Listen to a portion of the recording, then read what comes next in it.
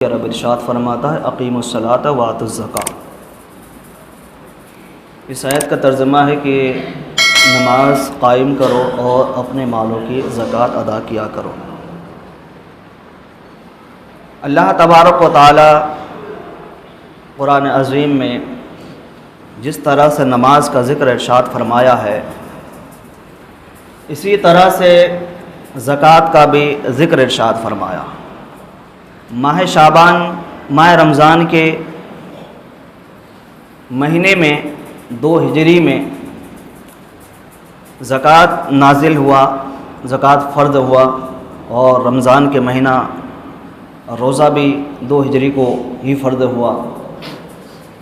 इस महीने की बहुत बड़ी फ़जीलत है और बहुत सारे चीज़ अल्लाह तबारक व तआला ने अपने बंदों पर फ़र्द किया। उन्हीं में से एक ज़कात है कि जो ज़कात अल्लाह तबारक व तआला ने अपने बंदों पर फ़र्द किया कि जो मालिक निसाब है। ज़कात का लफ्ज़ कुरान मुक़द्दस में मिलेंगे ही और इस्लाम के रुकन में से एक रुकन है। इस्लाम के 5 अरकान है: तौहीद, नमाज, रोज़ा, ज़कात, हज। इस्लाम के पिलरों में से एक पिलर का नाम ज़कात है, एक पिलर का नाम रोज़ा है, एक पिलर का नाम हज है, एक पिलर का नाम तौहीद है, एक पिलर का नाम नमाज है।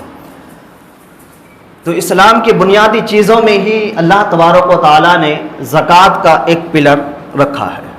और ज़कात के बारे में हदीस मुबारका में बहुत सारे वईद आई है कि जो अपने मालों के ज़कात अदा नहीं करते हैं वो दुनिया और आखिरत में उनके लिए खसारा है, उनके लिए नुकसानदा है।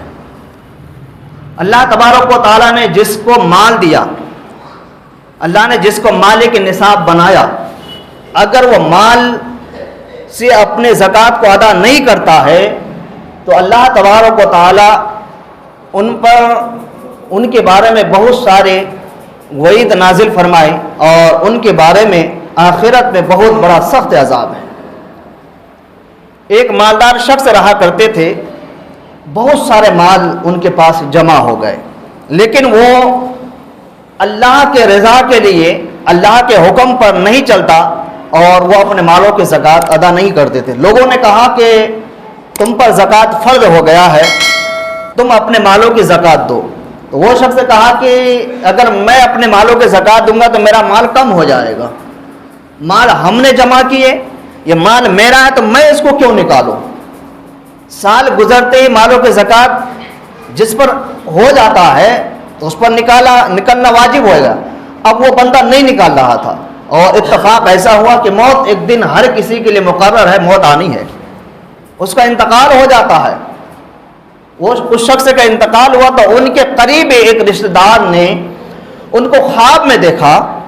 ख्वाब में क्या देखता है कि वह मालदार शख्स जो कब्र में है, उनके शरीर पर जो है सांप लिपटे हुए हैं, बड़े बड़े अजदहा लिपटे हुए हैं और उनको बार बार डंक मार रहा है। और उस डंक की वजह से वह शख्स चीख चिल्ला रहा है और कह रहा है कि ये सांप मेरा, यानी कि जो दुनिया में मेरा माल था वो माल मेरे सांप की शक्ल में मेरे जिस्म पर लटका दिया गया है और ये चीज मुझे बार बार डंक मार रहा है, इससे बहुत परेशानी हो रही, चीख और चिल्ला रहा है।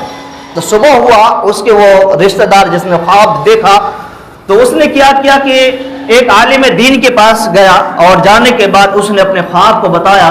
कहा कि हमने इस तरह का ख्वाब देखा कि मेरे रिश्तेदार में एक आदमी रहा करते थे और उसके पास बहुत ज़्यादा माल थे, लेकिन उसने अपने मालों की ज़कात अदा नहीं किए, लोगों के कहने पर भी माल का ज़कात अदा नहीं किए। और मैंने उसको ख्वाब में ये देखा कि उसके कब्र पर अल्लाह तबारक व तआला की तरफ से सख्त अज़ाब हो रहा है। तो उस आलिम साहब ने कहा कि ये बताए कि वह अज़ाब क्या थे, किस शक्ल में अज़ाब हो रहा था। तो वो शख्स कहता है कि मैंने अपने रिश्तेदार को देखा कि उसके जिस्म पर, उसके गले में सांप लटका दिया गया है और वो सांप जो है उनको डंक मार रहा है और डंक की वजह से, चोट तकलीफ की वजह से बंदा चीख और चिल्ला रहा है।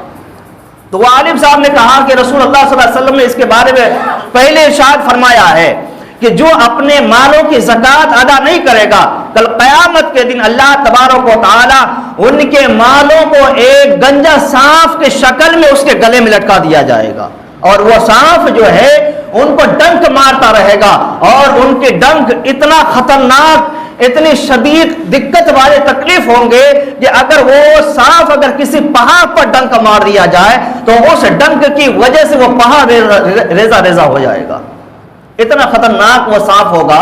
तो जो ज़कात अदा नहीं करता है, अल्लाह तबारक व तआला उनके कब्र में भी वो सांप मुसल्लत करेगा, और क़यामत के दिन मैदान महशर में भी उसके लिए वो सांप मुसल्लत करेगा। तो रसूल करीम सल्लल्लाहु अलैहि वसल्लम ने यह बात इरशाद फरमाया। और जिस पर ज़कात फर्द हो गया, ज़कात देना मालिक निसाब हो गया। अब मालिक निसाब किन किन चीज़ों पर होता है? मालिक निसाब होने के लिए उनके ऊपर मालदारी होना ज़रूरी है। मालदारी में किन किन चीज़ों का होना ज़रूरी है? मालदारी में 4 चीज़ों का होना ज़रूरी है। 4 चीज़ों में से अगर एक चीज़ भी अगर मुकम्मल हो जाता है तो फिर आप मालिक निसाब हो गए। और दौर हाजिर में देखा जाए तो ज़्यादातर लोग, मैं अपने अनुमान से अगर कहूँ तो 80% मुसलमान पर ज़कात फ़र्ज है, लेकिन ज़कात फ़र्ज होने के बावजूद भी लोग सही तरीके से कैलकुलेशन नहीं करते हैं, फिर अपने ज़कात को अदा नहीं करते हैं। लेकिन अल्लाह तबारक व तआला इरशाद फरमाता है कि जिस पर ज़कात फ़र्ज हो गया, अगर वो अपने मालों की ज़कात अदा नहीं करता है तो उस शख्स पर कहत साली का आलम हो जाता है, उस शख्स पर कहत लगा दिया जाता है। और जो अपने मालों की ज़कात अदा नहीं करता है तो खुद प्यारे आका अलैहिस्सलाम इरशाद फरमाते हैं कि उसके माल चोरी होने का भी खदशा है और उनके माल ख़त्म होने का भी खदशा है। अब एक बुजुर्ग ने कहा कि ज़कात एक कुएं की तरह है। आज के ज़माने में कुआं नहीं है, हमारे इस नस्ल को कुआं देखने को नसीब नहीं मिला, लेकिन आप आज से 100-150 साल पहले अगर पीछे जाएंगे तो आपको पहले के लोगों से आप पूछेंगे तो कुएं के बारे में आपको बहुत अच्छी तरीके से समझा देंगे कुआं असल है क्या। कुआं में पानी किस तरह से निकाला जाता था? जो कुआं सही सलामत थे उसमें से जब तक पानी निकालते थे वो कुआं सही सलामत था, पानी भी सही, कुआं भी सही, उसमें कोई गंदगी नहीं, कोई खराबी नहीं, पानी में कोई मजायका नहीं, पानी बिल्कुल सही सलामत और पानी साफ सुथरी था। लेकिन उस कुएं से पानी निकालना लोगों ने बंद कर दिया, उस कुएं से लोगों ने पानी निकालना बंद कर दिया। तो कुछ दिनों के बाद क्या हुआ, वो कुआं खंडरों में तब्दील होना शुरू हो गया, उस कुएं में टाई लग गया, कुएं का पानी खराब हो गया, कुएं से पानी निकालने वाला नहीं तो पानी ही खराब हो गया। अब वो पानी कोई पीने के लायक भी नहीं है, न वो कोई पानी पीता है। तो इसी तरह से माल हमारा कुआं है, माल हमारे लिए कुआं का मानिंद है, और ज़कात हमारा जिस तरह से कुएं से पानी निकाला जाता है, पानी भी सही सलामत, कुआं भी सही सलामत, कुआं भी काम का, पानी भी काम का। तो जिस तरह से एक कुएं से पानी निकालने से कुआं सही सलामत हो जाता है, इसी तरह से जो माली की निसाब है वो अपने मालों की ज़कात अदा करेगा तो उनके माल भी सही सलामत, जो अल्लाह के राह में खर्च कर दिया वो भी हक के यानी कि हक के रास्ते में खर्च कर दिया तो वो भी उनके लिए फायदा है, और जो बच गया वो भी उनके लिए फायदा है। और जिस पर ज़कात फर्ज हो गया, जो माली की निसाब है, अगर उसने अपने मालों की ज़कात अदा नहीं किया तो उसने अपने मालों को भी खराब कर दिया। जो ज़कात फर्ज हुआ था, जितना निकालना था वो भी खराब हो गया, और जो बचा वो भी खराब हो गया। और एक हदीस मुबारका में है कि जिस पर ज़कात फर्ज हो गया, अगर वो अपने ज़कात को नहीं निकालता है, ज़कात शरीयत में मुसलमानों के ऊपर 2.5% है, कोई ज़्यादा नहीं है। और इस 2.5% को भी किस तरह से रखा गया है, दुनियावी जीएसटी आप बहुत सारे लोग भरते हैं, जीएसटी में क्या खर्चे हैं कि पूरे साल का इनकम आपको सरकार को दिखाना पड़ता है कि हमने पूरे साल में इतना इनकम किए और इतना हमारा जीएसटी बनता है, इतना हमें भरना पड़ता है पूरे साल का। चाहे आप पूरे साल के इनकम में से या पूरा खर्च कर लें या पूरा बचा ले, वो आप पर डिपेंड करता है, लेकिन आपको हिसाब पूरा का देना पड़ेगा। आपने कितने का माल लिया, कितने का बेचा, कितना आपके पास जमा, वो नहीं देखेगा, बल्कि देखा गया ये कि आपने इनकम कितना की है। अब इनकम को देखा जाएगा, खर्च को आपको नहीं देखा जाएगा। लेकिन शरीयत में क्या चीज़ है, शरीयत हम यानी कि दुनियावी तरीके से बहुत ज़्यादा अलग है। मुसलमानों पर इतना छोड़ दिया है शरीयत ने। शरीयत का रूह इसका यह है कि पूरे साल में आप अगर 50 करोड़ रुपए चाहे खर्च यानी कमा लिए, 50 करोड़ या 50 लाख या 50,000, कितना भी आप कमा ले, अब मान के चलो 50 लाख में से आप 40 लाख रुपए आप खर्च कर दिए, 40 लाख रुपए खुद पे, अपने आल औलाद पे, अपने अहलो अयाल में, घर मकान बनाने में, गाड़ी बंगले बनाने में, जरूरियात जिंदगी में आप अगर 50 लाख में से 40 लाख अगर खर्च कर दिए, आपके पास बचा कितना? 10 लाख।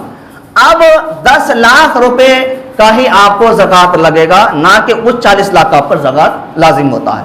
यानी कि शरीयत ने हम पर इतना तवज्जो दिया है, इतना हम पर गुंजाइश किया है कि पूरे साल कमाने के बाद जो माल हमने खर्च कर दिए उसका ज़कात नहीं है। जो हमारे पास सेविंग है, जो हमारे पास बचा हुआ है, उनका ही हम पर ज़कात होता है। अब 2.5% ज़कात, 1 लाख का 2.5%, 2,500 रुपये आपको ज़कात लगेगा। अच्छा, ज़कात में कितना कितना क्या क्या होना चाहिए? शरीयत के हिसाब से या 7.5 तोला सोना या 52.5 तोला चांदी या इन दोनों में से एक को खरीदने का आपके पास रकम हो, या फिर आपके तिजारती सामान या वो जानवर जो आप जमा करके, जो आप पाल रहे हैं बेचने के लिए, उसका ज़कात है। और जो चीज आपने खरीद करके इस नियत से रखे हैं कि आगे चल के इसको हम फरोख्त करेंगे अच्छी कीमत पर, जैसे किसी ने 1 प्लॉट ले लिया, 2 प्लॉट ले लिया, 4 ले लिया, या कोई गाड़ी खरीद के रखा इस नियत से कि इसको हमें बेचना है, अगर बेचने की नियत से कर लिया तो तब उन पर ज़कात उनका भी उन पर वाजिब होता है। इसी तरह से किसी ने LIC खोल के रखा है, LIC में उसने पैसा जमा करके रखा कि LIC में ऐसा होता है कि साल में या हर महीने में जिस तरह का जैसा उसका नियम है वो पैसे जमा करके रखा, या LIC अभी खुला और उसमें से कुछ पैसा जमा हुआ, कुछ बाकी है, जितना जमा हुआ उसका भी आप पर ज़कात आप पर वाजिब होता है। FD करके रखते हैं, FD शरीयत में जायज़ नहीं है, लेकिन किसी ने अगर FD करके रखा तो FD में जितना पैसा, जैसे 5 साल का FD होता है या 10 साल का या 7 साल का या 2 साल का, बहरहाल चाहे वो जितना का भी हो, जितने दिन आप यानी कि जितना आप FD में पैसा जमा करके रखे हैं तो उसका भी ज़कात आप पर लाजिम होता है। और किसी ने सेविंग अकाउंट में बैंक पे अगर किसी ने पैसा जमा करके रखा, अगर वो पैसा सोना चांदी और तिजारती सामान को मिला करके इनमें से एक निसाब खरीदने का आप पर ज़कात, अगर यानी कि एक निसाब खरीदने का आपके ऊपर अगर पैसा होता है तो आप पर ज़कात फर्ज हो जाता है। अच्छा, एक निसाब का कीमत कितना है? अब अगर आज के हिसाब से देखा जाए तो सोने की कीमत 2 लाख प्लस या 2 लाख के आसपास है। मान के चलो अगर 2 लाख रुपए भी है तो भी आप पर ज़कात फर्ज होता है। किसी के पास अगर एक ही चीज है, उसके पास चांदी नहीं है और उसके पास सेविंग अकाउंट में भी नहीं है, FD में भी नहीं है, LIC में भी नहीं है, उसके पास भी नहीं है, कैश रकम भी नहीं है, सिर्फ उसके पास सोना है। सोना कितने पर ज़कात फर्ज? 7.5 तोला सोना।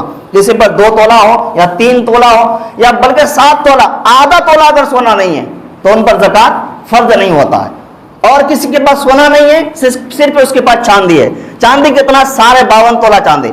अगर इससे कम है, बाकी इधर बाकी चीज नहीं है, ना उनके पास तिजारती माल है, ना उनके पास सोना है, ना उनके पास रकम है, ना उसके पास FD है, ना उसके पास LIC है, ना उसके पास सेविंग अकाउंट में, ना उसके पास खुद कैश है, अगर इनमें से अगर कुछ भी नहीं है, चाहे वो 52 तोला चांदी, 52.5 तोला नहीं, सिर्फ 52 तोला, तो भी उन पर ज़कात लाजिम नहीं होता, वाजिब नहीं होता। इसी तरह से अगर मान के चलो किसी शख्स के पास 1 तोला सोना है और 2-4 तोला चांदी है और 2-4 10,000 रुपए कैश है या किसी अकाउंट में रखा हुआ है, अब 1 तोला चांदी की कीमत दौरे हाजिर में 3600 रुपए है या 4,000 रुपए मान के चलो, 3600 से 4,000 के बीच में अभी चांदी का रेट है। 1 तोला यानी कि 10 ग्राम चांदी का, यानी कि 10 ग्राम चांदी के हिसाब से तोला जो है ना 12 ग्राम 25 पॉइंट का 1 तोला होता है, इस बात का याद रखना। बाकी जो मार्केट में बिकता है वो तोले के हिसाब से, यानी कि मार्केट में जो बिकता है वो ग्राम के हिसाब से, ग्राम में सिर्फ 10 ग्राम का ही ग्राम है और जो बिक रहा है, और जो तोले का हिसाब दिया है, तोला जो है ना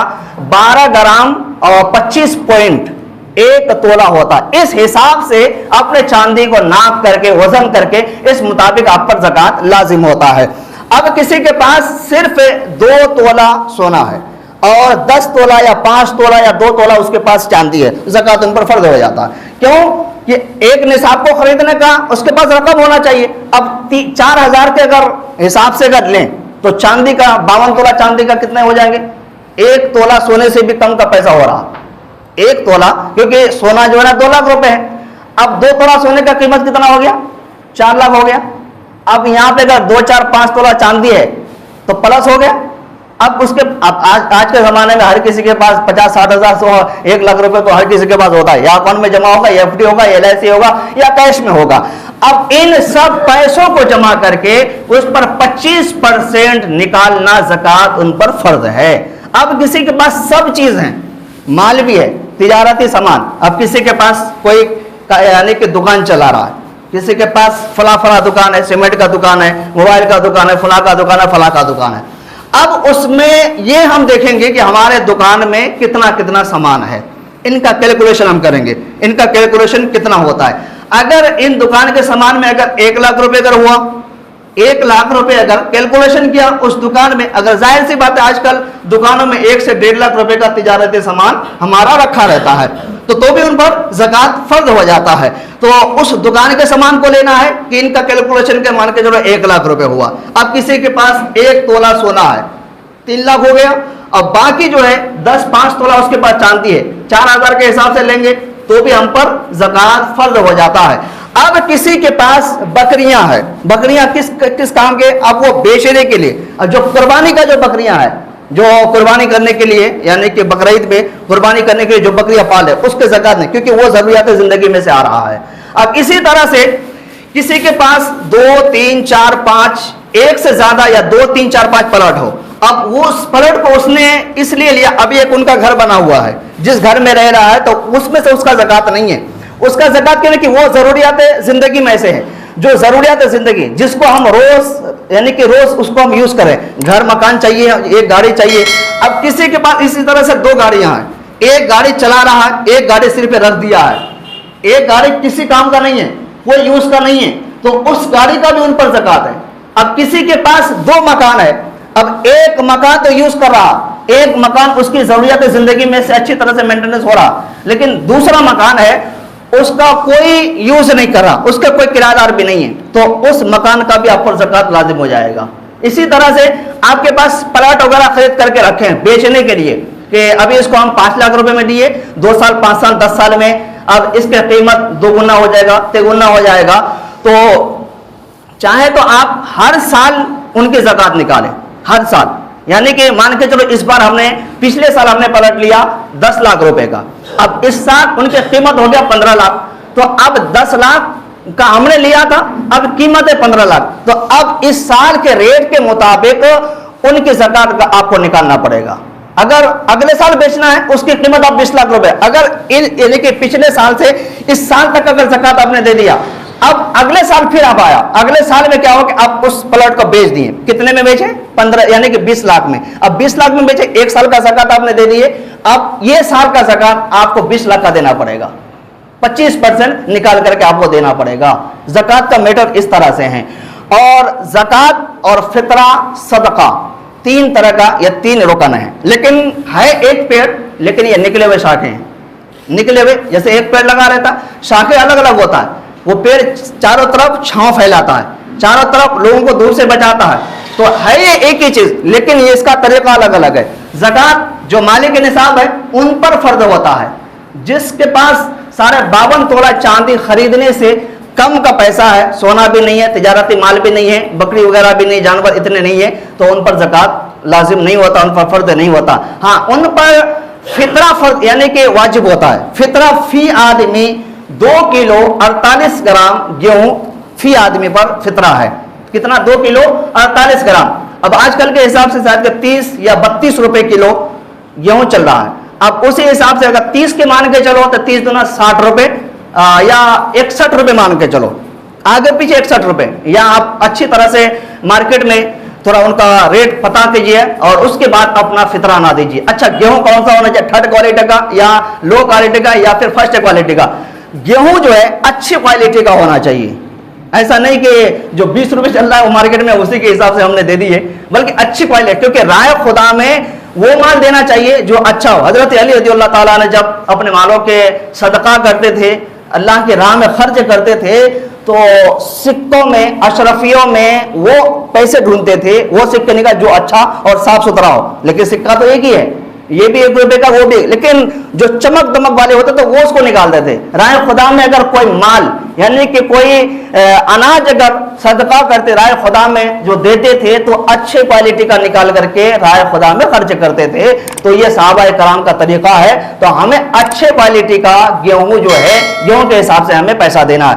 अगर कोई अगर फितरा में फी आदमी अगर कोई जैसे खजूर देना चाहता है, कोई अगर मुनक्का देना चाहता है, या कोई किशमिश देना चाहता है, या कोई गेहूं देना चाहता है। अब हिंदुस्तान में 90% लोग गेहूं देते हैं। अब खजूर, किशमिश, खजूर को देगा तो 750 रुपए किलो है। कोई अगर किशमिश देगा तो 350 से 550 रुपए किलो है। कोई अगर मुनक्का देगा तो वो भी 850 950 रुपए किलो है। तो उन चीजों पर नहीं जाता लोग, लेकिन ज्यादातर लोग गेहूं में जाता। तो गेहूं कम से कम अगर मेरे हिसाब से तो 75 से 80 रुपए पड़ता है। तो कम से कम फी आदमी 75 से 80 रुपए तक का फी आदमी अपना फितरा निकाले। अच्छा, फितरा किन किन पर और कितने साल के उम्र से लेकर के कितने साल की उम्र तक होता है? बल्कि शरीयत में इसका कोई उम्र का तकाजा नहीं है। फितरा में चाहे बच्चा ईद उल फित्र का चांद निकलने से पहले पैदा हुआ, यानी कि 30 रमजान का दिन है और अभी ईद उल फित्र यानी कि ईद का चांद नहीं निकला, ईद के चांद निकलने से पहले घर में बच्चा पैदा हुआ, तो उनके बाप पर लाजिम होता है कि उस बच्चे का भी 2 किलो 45 ग्राम गेहूं फितरा निकाले। 2 किलो 45। इसमें अमीर गरीब मालदार नहीं देखा जाएगा, बल्कि इस पर सब पर एक जैसा यकसा है।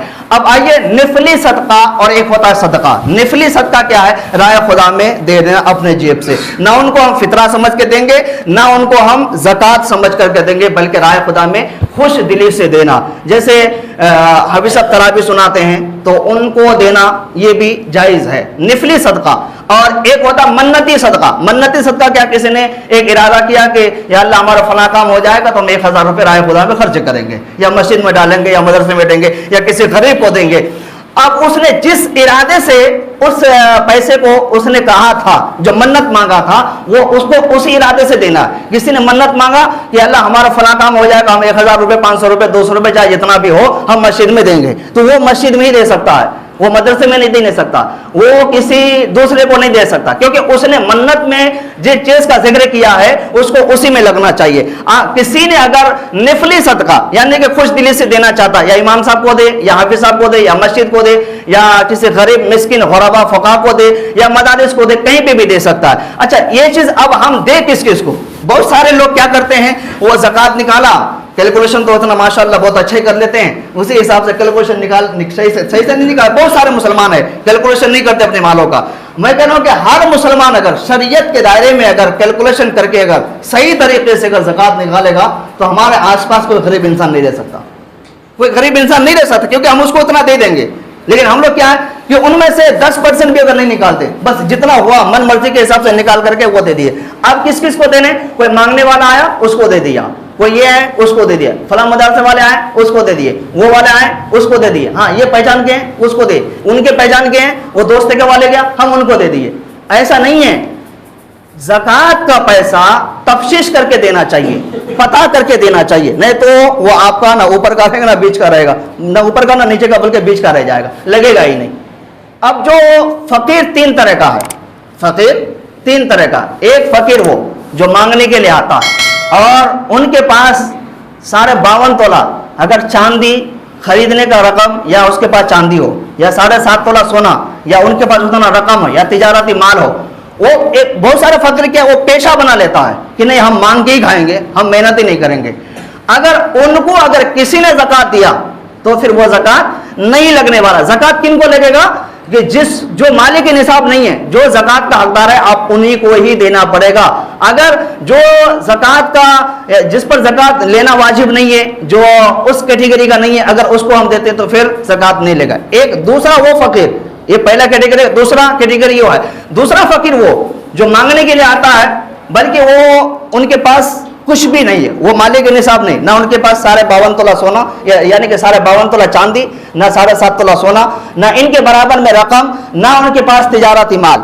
इनमें से अगर उनके पास कुछ भी नहीं है, कुछ भी नहीं है, लेकिन वो मांग करके खा रहा है, शरीर से सही है, हट्टा कट्टा है, कमा करके खा सकता है, उनको हम ज़कात नहीं दे सकते। ज़कात देने के लिए हम किसको करें? गरीब, मिस्किन, गुरबा, फुक़हा, जिसके आमद का कोई जरिया नहीं हो, जिसके कमाने का कोई जरिया नहीं हो, ज़कात उन्हीं को देना हम पर लाजिम होता है। अब इस तरह का जो फकीर आ रहा मांगने वाला, अगर किसी ने अपना ज़कात का माल, ज़कात का पैसा अगर उनको दिया तो फिर हमारा ज़कात नहीं लगेगा, दोबारा फिर अपने मालों के ज़कात दोबारा देना पड़ेगा, तब जाकर के अदा होगा। तीसरा कैटेगरी फकीर का वो है, जैसे बहुत सारे फकीर आता है कि जिसके पैर हाथ माजूर होते हैं, हाथ से या पैर से या आंख से, या वो चल नहीं सकता या वो कमा नहीं सकता, और वो है फकीर, वो मालिक निसाब नहीं है। या बहुत सारे ऐसे गुरबा, मिस्किन, फुक़हा, जैसे किसी का वालिद का इंतकाल हो गया, उनके यानी कि 2-4 भाई बहन है, उनकी माँ है, उनके बड़े भाई नहीं है, काम करने वाला कोई नहीं है, इनकम का कोई जरिया नहीं है, उनका पास कोई जाती मुआश नहीं है, तब हम उनको दे सकते हैं, और उनको देना सबसे ज्यादा बेहतर सवाब है। इन 3 तरह का कैटेगरी होता है फकीरों में। तो हमें लास्ट वालों को देखना है, ना पहले वालों को देखना है, ना दूसरे वालों को देखना है।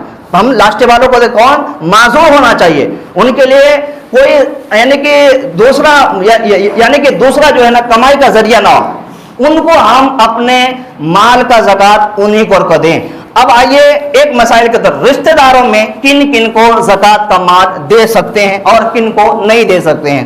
अब बहुत सारे सवाल होता है कि क्या हम अपने सगे भाई को ज़कात दे सकते हैं, सगी बहन को ज़कात दे सकते हैं, सगी मामा, सगे चाचा, सगे फूफा, मामा के लड़का, खाला के लड़का, फूफा के लड़का, चाचा के लड़का, भांजी, भतीजी, इनको जो सगे में आता है, जो दूर के तो उसको तो दे सकते हैं, अब इन सगों में दे सकते कि नहीं, खास रिश्तेदारों को दे सकते हैं। शरीयत कहते कि दे दे। शरीयत का हुक्म है कि सबसे पहले जब तुम पर ज़कात फर्ज होता है और अपने मालों की ज़कात निकाल रहे हो, तो पहले अपने करीब को देखो। किसको?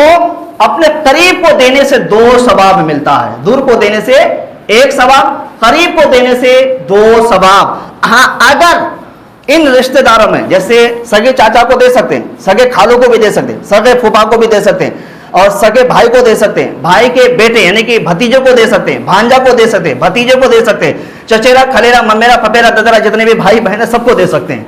शरीयत में इसका कोई रोक नहीं। हाँ, सगे माँ को नहीं दे सकते, सगे बाप को नहीं दे सकते, सगे दादा दादी को नहीं दे सकते, सगे यानी कौन? बाप माँ। अच्छा, बाप माँ को देने के लिए क्यों ममानियत है? क्योंकि वो आपका बाप है, और यानी कि बेटे का हक होता है माँ बाप का खर्चा उठाना, बेटे का हक होता है कि माँ बाप का खर्चा उठाना, और फिर यानी कि अपने बाप के बाप को भी देना, यानी कि अपने बाप के बाप यानी कि दादा और दादी को देने से भी रोक दिया, क्योंकि वो आपके बाप के बाप है।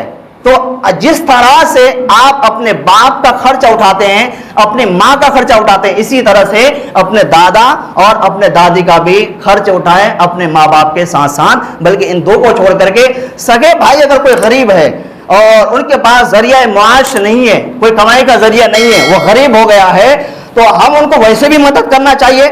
अगर नहीं मदद कर सकते हैं तो कम से कम ज़कात का माल उनको के दें। हाँ, लेकिन देने से पहले थोड़ा उनको इत्तला कर दीजिए कि ये हम आपको ज़कात का पैसा दे रहे हैं। हो सके वो शर्म की वजह से या कुछ और बात की वजह से वो नहीं ले सकता, या लोगों के बीच में उनकी बात हाईलाइट हो जाए कि बंदा ज़कात खाता है या बंदा फितरा खा रहा है। ये माल हर कोई नहीं लेता है, ये माल वही लेता है कि जो उनके मुस्तहिक होता है। अगर पहले थोड़ा उनको इत्तला कर देंगे तो बेहतर होता है।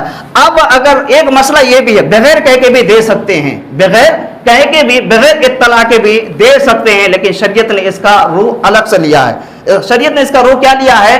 अगर इतना गरीब है वो मांग भी नहीं सकता, जाकर के वो मांग भी नहीं सकता शर्म की वजह से, यानी कि अपने नफ्स की वजह से जाकर के मांग भी नहीं सकता, और उनके पास कमाई का कोई जरिया भी नहीं है, आगे तक का कोई जरिया नहीं है, तो फिर उनको देने के लिए शरीयत ना एक ने यानी कि हीला बनाया ये कि उनको अपने ज़कात का माल जितना भी देना हो या जितना उनकी ज़रूरत हो उतना निकाल करके उनके पास जाएं, उनको पैसे उनके हाथ में रख दे चुपचाप। और जाने का टाइम बताया, दिन को ना जाएं, रात का टाइम जाएं, अंधेरे में जाएं। और जब जाएं तो उनके घर में कोई दूसरा शख्स ना बैठा हो, कोई पड़ोसी ना बैठा हो, कोई दूसरा रिश्तेदार ना बैठा हो, कोई दूसरा शख्स तुम्हारे और उनके अलावा कोई ना बैठा हो, और उनको दे दे वो पैसा। और वो पैसे अगर बोलेंगे पूरा साल निकल गया, हम पूरा साल परेशान रहे, कभी हमारी मदद नहीं की, लेकिन आज किस वजह से मदद करने के लिए आए, तो अब क्या कहेंगे? ज़कात कहेंगे तो वो ले नहीं सकता, और पूरे साल में हम एक ही बार गए, ये भी हमारे लिए कमजोरी है। हमें तो जाना पहले चाहिए था, ज़कात ही देना तो पहले दे देना चाहिए। ज़कात थोड़ी है कि हम एक साल के रमजान में निकालें। ज़कात वो है कि साल गुजरते ही आप पर ज़कात फर्ज हो जाता है। जो माल आपने जमा किए इस साल से अगले साल तक ज़कात फर्ज हो गया, चाहे आप साल के बीच में भी निकाल दिया तो भी आपका आधा हो जाएगा। तो आप पूरे साल नहीं गए, अब हम गए ज़कात के टाइम, अब वो बंदा तो हमसे सवाल करेगा ही कि पूरे साल हो गया, हम इतना परेशान रहे, हमारी कोई मदद करने के लिए आए नहीं, लेकिन आज क्यों आ गए? अब क्या कहेंगे? ज़कात देंगे तो लेगा नहीं। तो उनको एक बहाना, एक हिला बनाइए कि ये माल आप रख लीजिए, जब आपका होगा लौटा देना। लेकिन ये सिर्फ जबान का लफ्ज होना चाहिए, दिल का नहीं होना चाहिए।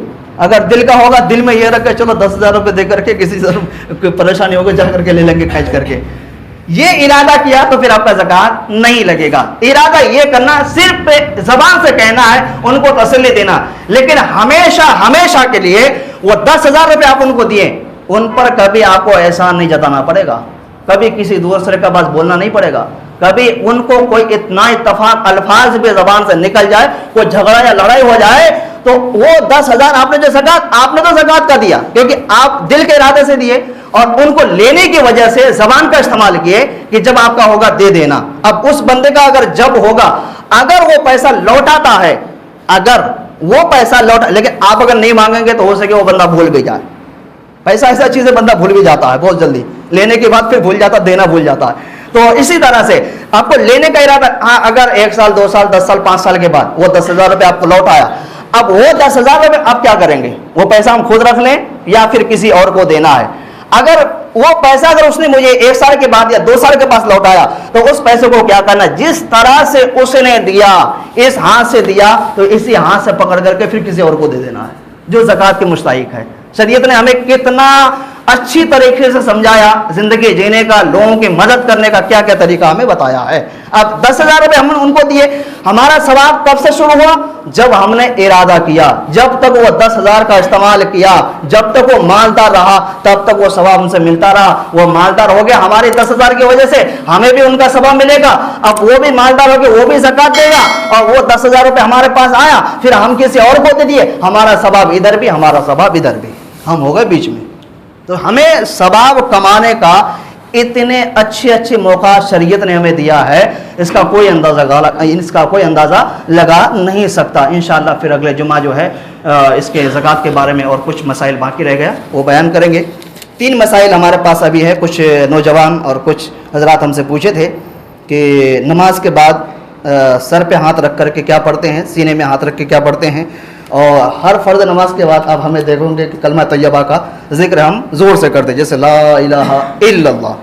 ये जिक्र आप बहुत सारे लोग सुने होंगे, लेकिन रमज़ान से पहले जो दरस में जो बैठते थे उनको बहुत अच्छी तरह से मालूम है, और वो लोग करते भी हैं, वो लोग बुलंद आवाज़ से पढ़ते हैं। इसका शरीयत में क्या रूह है? ला इलाहा इल्लल्लाह, अल्लाह तबारक व तआला खुद इरशाद फरमाता है ये ज़िक्र सबसे अफजल ज़िक्र है। हुज़ूर अलैहिस्सलातु वस्सलाम इरशाद फरमाते कि अपने ज़बान पर ये ज़िक्र हमेशा हमेशा रखो।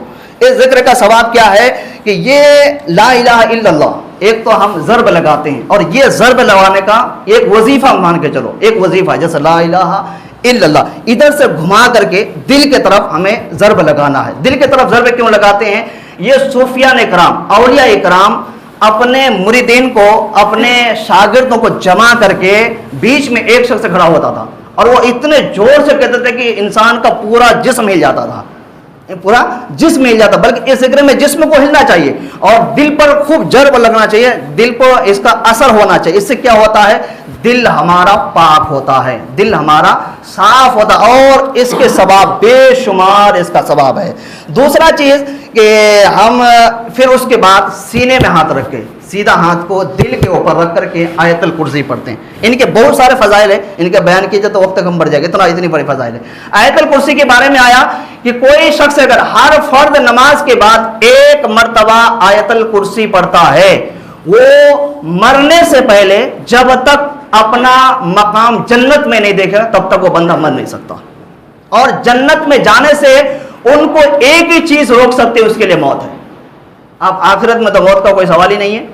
तो जो हर फर्ज नमाज के बाद आयतल कुर्सी एक मर्तबा पढ़ता है तो मरने से पहले अपना मकाम जन्नत में जब तक नहीं देखेगा तब तक अल्लाह उनको मौत नहीं देगा। और इनके बहुत सारे फजाइल हैं। तीसरी चीज में अब आइए कि यहाँ पे सर में हाथ रख करके एक वजीफा पढ़ा जाता है, दूसरा आंखों में हाथ रख के एक वजीफा पढ़ा। ये मेरा आजमाया वजीफा है। सर में हाथ रख करके या कवियू या कवियू या कवियू 11 मरतबा एक सांस से। बहुत सारे लोगों का सवाल था, मैंने सोचा कि जुमा में बता दें एक एक करके इसको समझेंगे ताकि सबको इस वजीफा के बारे में पता हो जाएगा, ताकि सब जने अमल करें। नमाज के साथ साथ हमें वजीफा करना चाहिए और इससे बहुत सारे हमारे लिए फायदा है। सर में हाथ रख के क्या पढ़ना चाहिए? एक सांस में या कवियू या कवियू या कवियू या कवियू। इससे क्या फायदा है? जहन कभी हमारा कमजोर नहीं होगा, याददाश्त हमारे खत्म नहीं होगी, बल्कि जहन कवी और मजबूत होगा।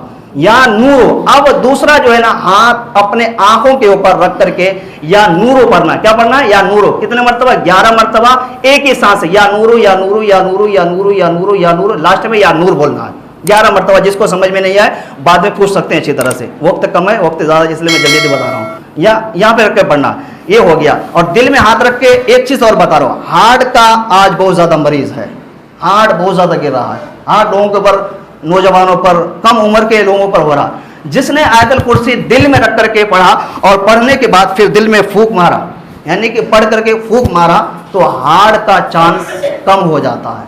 हार्ट ना होने का इसमें खदशा बताया गया कि उसको हार्ट नहीं हो सकता। अच्छा, एक मसाइल हो, नमाजी के आगे से गुजरना कैसा? ये बहुत अहम मसाइल है। बहुत सारे लोग नमाजों के आगे से ऐसे गुजरते हैं कि ऐसा लग रहा है कि दुनिया उसको फतेह करने जाना है, पूरे जंग में जाना है। कोई लोग सुन्नतें पढ़ रहे, निफिल पढ़ रहे हैं, वो धड़ से निकल जाएगा, ऐसे बिल्कुल एकदम दुनिया ही जाके फतेह करना है। पता है शरीयत में हुजूर अलैहिस्सलाम का फरमान है, किसी ने अगर किसी नमाजी के सामने से गुजर गया, गोया कि उसने अपने 40 साल के नमाजों को खत्म कर दिया। 40 साल के नमाजों को उसने खत्म कर दिया। और फिर रसूलुल्लाह सल्लल्लाहु अलैहि वसल्लम इरशाद फरमाते हैं, मेरे उम्मत में अगर किसी को नमाजी के आगे से गुजरने के बारे में पता चल जाए कि किसी नमाजी के आगे से गुजरने से कितना बड़ा हमारे नुकसान है, वो बंदा 40 साल तक उसी जगह पर खड़ा रहना गवारा करेगा, बल्कि किसी नमाजी के सामने से हरगिज हरगिज नहीं गुजरेगा।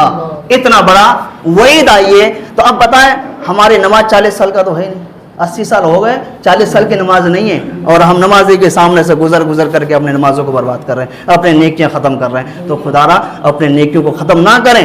नमाजी भाई 2 रकात नमाज पढ़ने में कितना मिनट लगता है? 2 मिनट।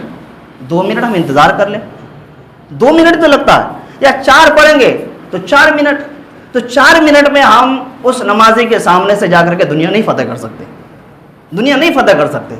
जो काम हम 2 मिनट, अब अल्लाह के घर में बैठे हुए हैं, जितना देर बैठेंगे, जितने सांसें लेंगे, उतना आपको सवाब मिलेगा, और निकलने से आपको गुनाह मिल रहा है। तो इन बातों पर अमल करने की कोशिश करें। छोटी छोटी बात हमारे लिए बहुत नुकसानदाह है। कल क़यामत के दिन के बारे में खुद हुज़ूर ने फरमाया, कुछ लोग ऐसे आएंगे जिसकी नेकियां होंगे छोटी लेकिन उसको जन्नत मिल जाएगा। कुछ लोग ऐसे होंगे जिनके नेकियां ओहद पहाड़ के बराबर होगा, 7.5 किलोमीटर में फैली हुई है, ओहद पहाड़ के बराबर होगा, लेकिन उसके अमाल में जो इतने बड़े बड़े नेकियां होंगे वो धूल की तरह उड़ता हुआ नजर आएगा, उसको जहन्नम में डाल दिया जाएगा।